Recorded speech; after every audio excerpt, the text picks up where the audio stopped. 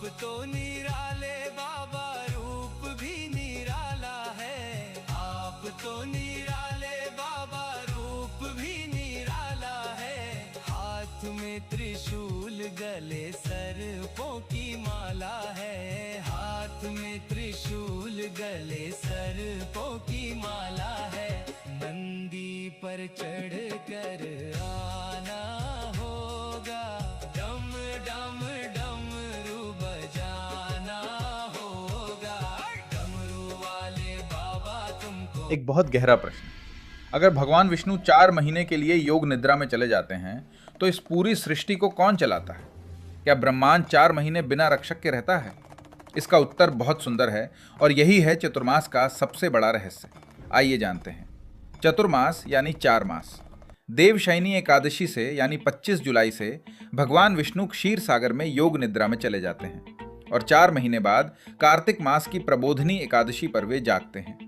बीच के ये 4 महीने सावन, भाद्रपद, आश्विन और कार्तिक ही चतुर्मास कहलाते हैं। पहले एक भ्रम दूर कर लीजिए। क्या भगवान सच में सोते हैं? नहीं। जो सृष्टि को चलाता है वो कैसे सो सकता है? ये साधारण नींद नहीं, ये योग निद्रा है, एक गहन ध्यान की अवस्था। भगवान सोते नहीं, वे गहरे चिंतन में लीन होकर सृष्टि का आधार बनाए रखते हैं। अब मुख्य प्रश्न, जब विष्णु ध्यान में हैं तब भार कौन उठाता है? उत्तर है देवों के देव महादेव। परंपरा कहती है कि इन 4 महीनों में सृष्टि की रक्षा की प्रमुख जिम्मेदारी भगवान शिव अपने हाथों में ले लेते हैं। इसीलिए चातुर्मास का पहला और सबसे पवित्र महीना सावन पूरी तरह शिव को समर्पित है और ये जिम्मेदारी आगे भी बढ़ती है। गणेश चतुर्थी पर गणेश जी, नवरात्रि में माँ दुर्गा, दीपावली पर माँ लक्ष्मी। सृष्टि एक क्षण भी बिना रक्षक नहीं रहती।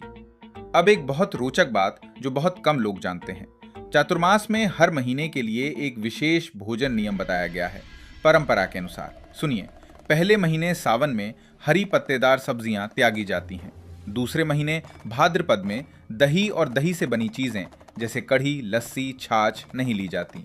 तीसरे महीने आश्विन में दूध का त्याग किया जाता है और चौथे महीने कार्तिक में उड़द की दाल छोड़ी जाती है, यानी इडली, डोसा जैसी चीजें नहीं। जरा सोचिए इसके पीछे का विज्ञान। ये वर्षा ऋतु का समय है जब पाचन कमजोर होता है और रोग जल्दी फैलते हैं। हमारे ऋषियों ने हर महीने ठीक वही चीज त्यागने को कहा जो उस मौसम में शरीर के लिए भारी पड़ती है। ये केवल धार्मिक नियम नहीं, आयुर्वेद का गहरा ज्ञान है और यही चातुर्मास का असली संदेश है। ये समय बाहरी उत्सव का नहीं, भीतर के परिष्कार का है। इसीलिए इन 4 महीनों में विवाह, गृह प्रवेश जैसे मांगलिक कार्य नहीं होते, पर साधना, व्रत, जप और भक्ति के लिए इससे श्रेष्ठ समय कोई नहीं।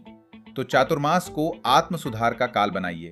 कोई एक संकल्प लीजिए, कोई आदत छोड़िए, हल्का भोजन कीजिए, नित्य जप या ध्यान कीजिए। जब देवता विश्राम में हैं तब हम अपने भीतर के देवत्व को जगा सकते हैं।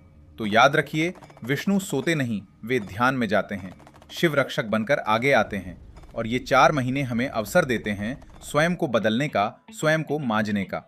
अगर ये जानकारी अच्छी लगी हो तो चैनल को सब्सक्राइब कीजिए और इसे अपने परिवार तक पहुंचाइए।